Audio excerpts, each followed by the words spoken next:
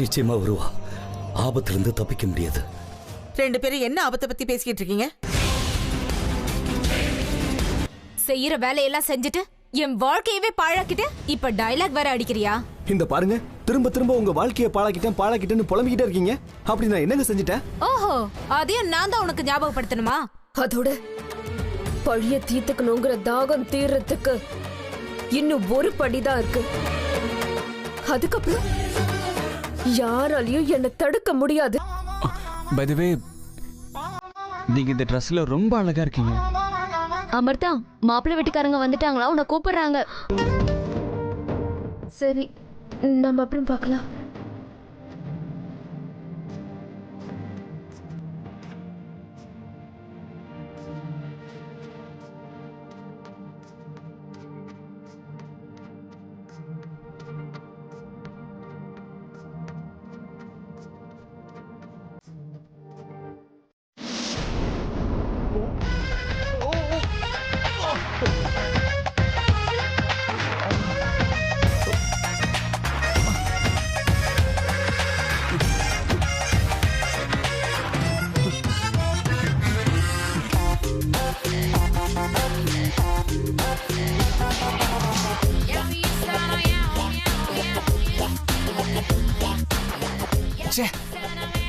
இன்னைக்கு அதிர்ஷ்டம் இவ்வளவுதான் போல இருக்கு.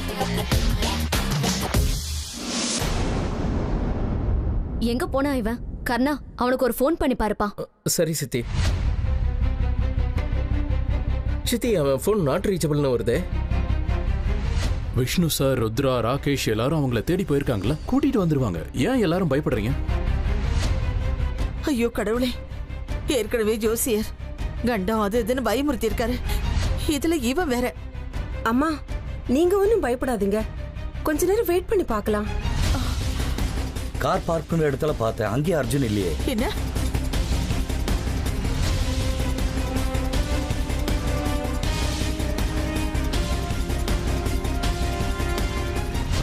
நானும் தேடி பார்த்தேன்னா அர்ஜுன் கிடைக்கல. நானும் அக்கம் பக்கம் எல்லா இடமும் தேடி பார்த்தேன், எங்கேயும் காணுமே. ஃபோன் வேற நாட் ரீச்சபிள்னு வருது. எங்க போனானோ என்னமோ.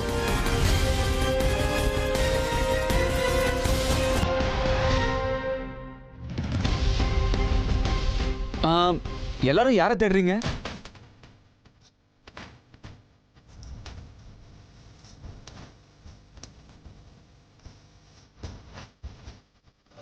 எங்கடா போன நீ? நாங்களாம் எவ்வளவு பயந்து போயிட்டோம் தெரியுமா? அது வந்து பாட்டி, அங்க காரை பார்க் பண்ணலான்னு போனேன். அங்க ஒரு கோவிலை பார்த்தேன்.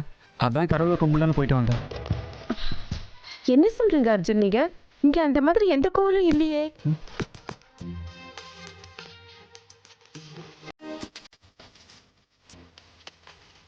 ஆஹா, இருக்கத்த பாக்குறதுக்கு கண்ணு இருக்கணும், அவ்வளவுதான்.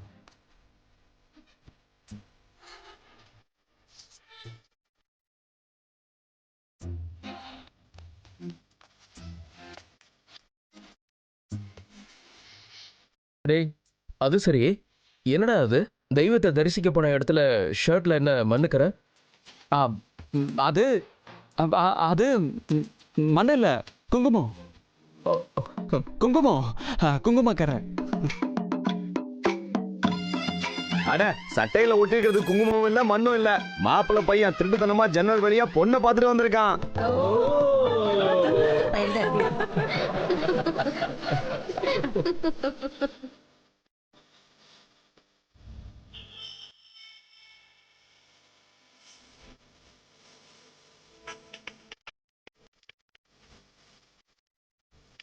இத பாருப்பா அர்ஜுன், ஜோசியர் ஏற்கனவே உனக்கு கண்டம் இருக்குன்னு சொல்லியிருந்தாரு.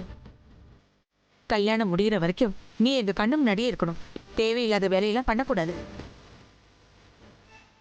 கல்யாணம் முடிஞ்சதுக்கு அப்புறமா பொண்டாட்டியை பார்த்துக்கிட்டே இரு. நாங்க யாரும் தடுக்க மாட்டோம். என்ன? சாரி பாட்டி. சரி சரி சரி, அவங்களும் ரொம்ப நேரமா காத்துக்கிட்டு இருக்காங்க. இதுக்கு மேலேயும் காக்க வைக்க வேண்டாம். வா.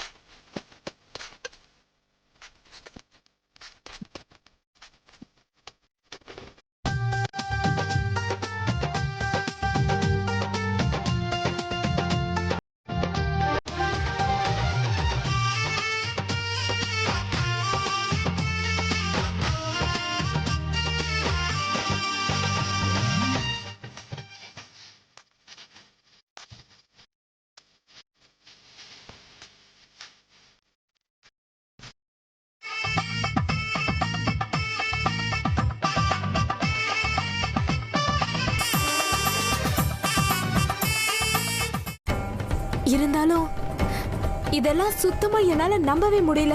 எப்படி இந்த மாதிரி நடக்கும்? நீங்க சொல்றதெல்லாம் கேட்கும்போது கன்ஃபார்மா இது ஏதோ மாயமந்திர கேஸ் தாங்க. எனக்கு என்னவோ யாரோ என் உருவத்துல வந்து உங்களை ஏமாத்துறாங்களோன்னு தோணுது. எல்லார் கண்ணிலையும் மண்ணை தூவுறாங்க. ஆனா என்னால இதெல்லாம் நம்ப முடியல. ரொம்ப கஷ்டமா இருக்கு. கஷ்டமோ சந்தோஷமோ நடந்திருக்குங்கும் போது நம்பிதானே ஆகணும். ஆனா எப்படி நடந்துச்சுன்னு தான் புரிய மாட்டேங்குது. மயூரி, உங்களுக்கு யார் மேல ஏதோ சந்தேகம் இருக்கா? அவதான், அவளேதான். இது அவ செய்யற காரியம்தான். அவன்னா யாருங்க? வேற யாரு? அந்த நாசமா போறவ அந்த அமிர்தா தான் இதெல்லாம் செஞ்சிருப்பா. அவளை தவிர வேற யாருமே இதை செய்யறதுக்கான வாய்ப்பே இல்ல. ஆனா இதெல்லாம் எப்படி நிரூபிக்கிறதுன்னு தான் எனக்கு எதுவுமே புரியல.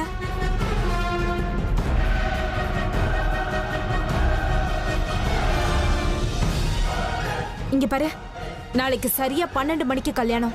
நாளைக்கு சரியா காலையில 10 மணிக்கு நம்ம கையில இருக்க ஆதாரத்தோட கல்யாண மண்டபத்துக்கு போய் ஆகணும். நீ இப்ப நான் சொல்றதெல்லாம் கவனமா கேட்டுக்க.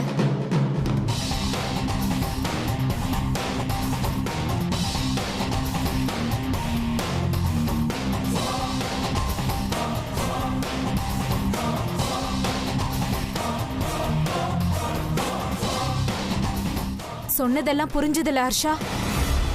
நீ எனக்கு உதவி செஞ்சே ஆகணும்.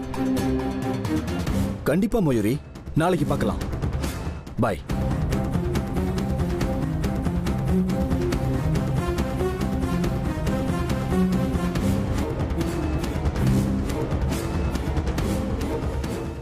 அமிர்தா, பாத்துக்கிட்டே இரு. இந்த மயூரி நாளைக்கு என்ன பண்ண போறான்னு.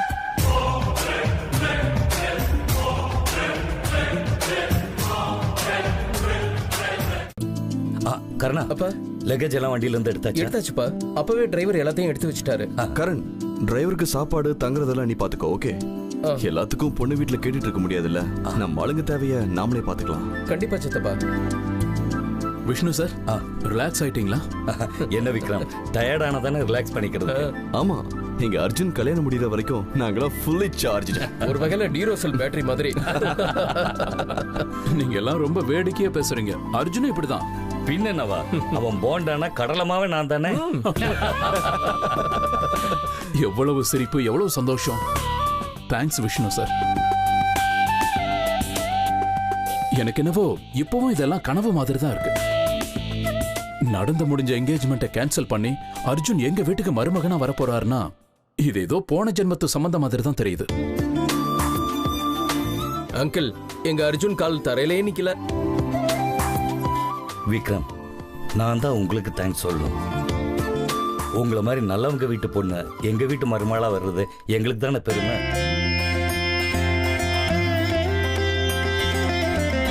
அததான் விஷ்ணு சார் பூர்வ ஜென்ம பந்தம்னு சொல்லுவாங்க. பாத்தீங்களா, நேத்து வரைக்கும் பிசினஸ் பார்ட்னர்ஸா இருந்த நாம நாளையில இருந்து சம்மந்தி. இப்போ முக்கியமான விஷயத்தை பத்தி பேசலாமா? அதான் எல்லாம் பேசியாச்சு. இன்னும் என்ன இருக்கு பேசுறதுக்கு? எல்லாம் பேசியாச்சு. ஆனா ஒரு விஷயத்தை விட்டுட்டோம். இல்ல, எப்படி பார்த்தாலும் நாங்க பொண்ணு வீட்டுக்காரங்க. கொடுக்கல் வாங்கல் பத்தி எல்லாம் எதுவும் பேசலையே. அதான். என்ன விக்ரம் இது, எந்த காலத்துல என்ன பேசுறீங்க? உங்ககிட்ட நான் இதை எதிர்பார்க்கவே இல்லை. அது அப்படி இல்ல விஷ்ணு சார். நான் சின்னவன் குறுக்க பேசக்கூடாதுதான். இருந்தாலும் இந்த காலத்துல இப்படி எல்லாம் யோசிக்கிறது தப்பு இல்லையா? ஆமா கரண், இங்க பாருங்க விக்ரம், இந்த வரதட்சணை பழக்கத்தை நாங்க என்கரேஜ் பண்ண மாட்டோம். இருந்தாலும் இந்த நகை வெள்ளி பாத்திரம் அந்த மாதிரி ஏதாவது. தங்கம் போல இருக்கிற உங்க பொண்ணை என் பிள்ளைக்கு கொடுக்குறீங்க, அதுக்கு மேல வேற என்னங்க வேணும்? அதை பத்தி எல்லாம் யோசிக்காதீங்க. அந்த ஆண்டவன் எங்களுக்கு எந்த குறையும் வைக்கல. நீங்க என் பிள்ளைக்கு பொண்ணு கொடுக்கறதே வரோம். அப்படி இருக்கும்போது வரதட்சணை எல்லாம் வேணுமா?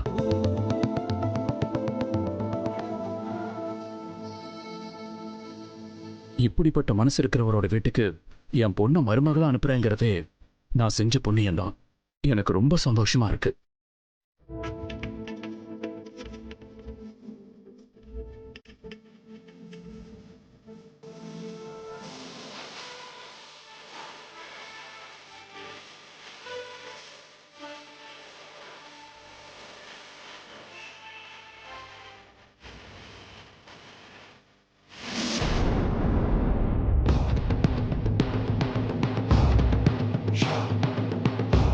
இந்த வேஷம், இந்த ஆபரணம், இந்த அலங்காரம் இதெல்லாம் எனக்கு ரொம்ப இம்சையா இருக்கு.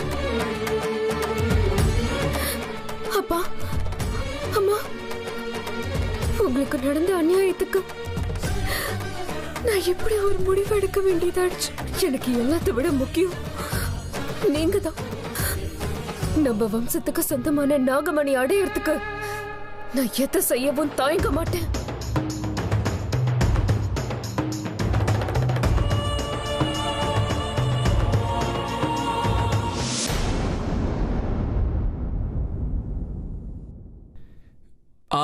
லக்ஷ்மி, ஒரு நிமிஷம்.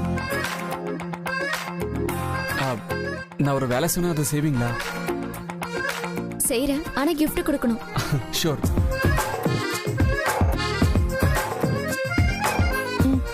ஓகே.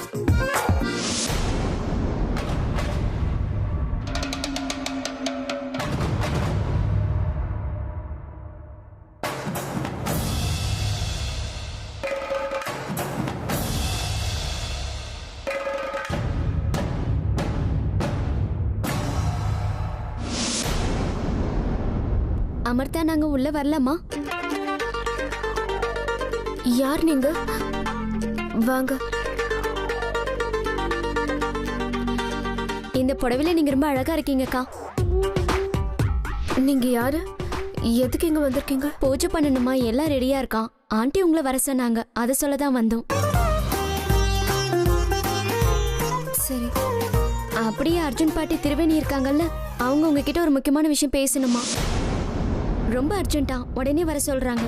திரிவேணி பாட்டி கிட்ட நான் என்ன பேசுறது? எதுக்கு என்ன வர சொன்னாங்க? இல்ல, நான் வரமாட்டேன். எனக்கு மூடு இல்ல. ஓ, மூடு இல்லையா? சரி, அப்படியே போய் சொல்றேன். மூடு இல்லைன்னு சொல்றேன். அப்படி சொல்லாதீங்க.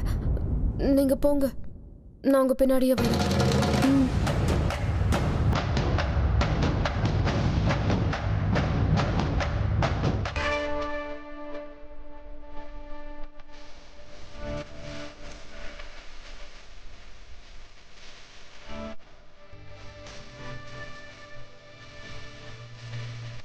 அம்மா, இங்கே பாருங்கம்மா, ராகு காலத்துக்கு முன்னாடி நம்ம பூஜையை ஆரம்பிச்சாகணும்.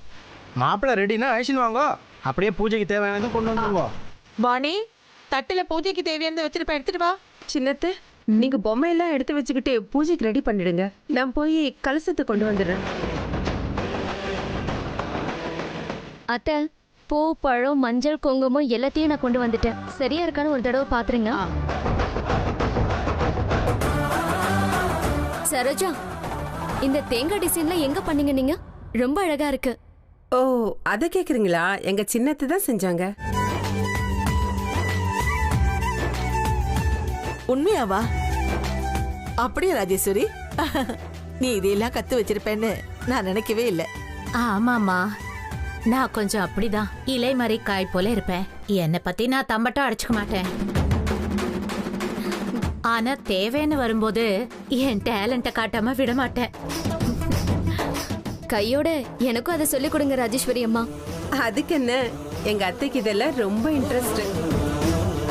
பார்க்க அவங்க மாடர்னா இருந்தாலும் இந்த மாதிரி விஷயத்துல அவங்க ரொம்ப எக்ஸ்பர்ட். என்னம்மா இப்படி பேசிட்டே இருந்தா? இப்படி நாழியா இருந்தா இல்லையா? பொண்ணு மாப்பிள்ளைய ரெடியான்னு பாருங்க. பொம்மநாட்டிகள் பேச ஆரம்பிச்சாச்சுன்னா இந்த உலகத்தையே மறந்துடுவா. பேச்சு நின்னா கடிகாரம் நின்ன மாதிரி இருக்கும். அமிர்தா ரெடி ஆயிட்டாளன்னு நான் போய் பார்த்துட்டு வந்துடுறேன். அத்தை, நீங்களும் வாங்க. சரி சரி அத்தை, நானும் போய் அர்ஜுன் ரெடி ஆயிட்டானு பார்த்துட்டு வந்துடுறேன்.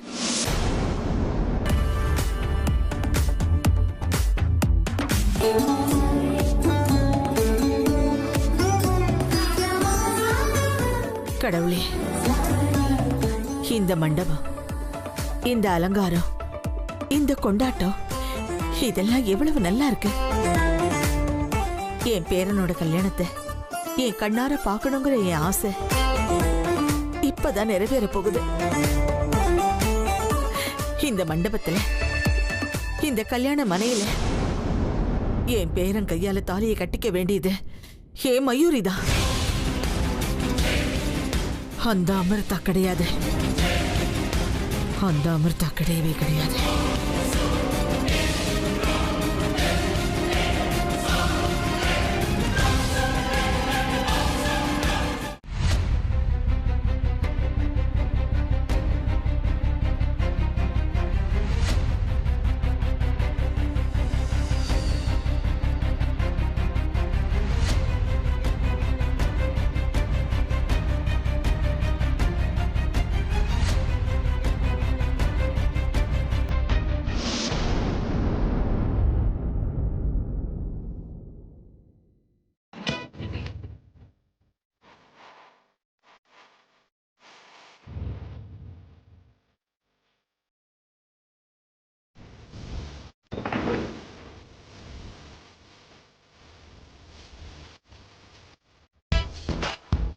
அர்ஜுன், என்ன விளையாட்டு இதெல்லாம்?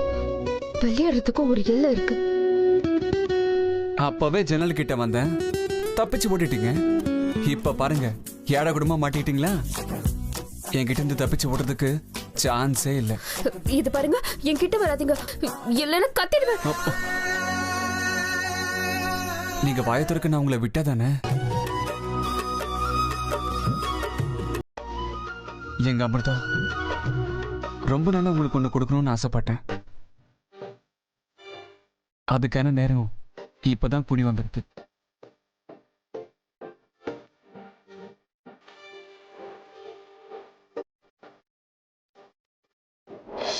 அர்ஜுன், என்ன பண்றீங்க?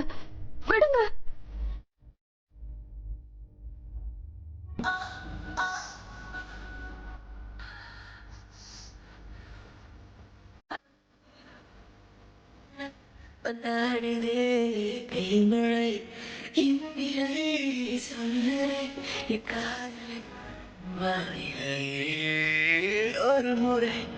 ஒரு முறை என் விழிகளை பாராயோ, கனவுகள் கஸ்மிட அது கதைப்பதை கேளாயோ. பாதி கண்கள் உடையே, மீதி கண்கள் தேடுகிறேன். எங்க அமிர்தா, எவ்வளவு அழகு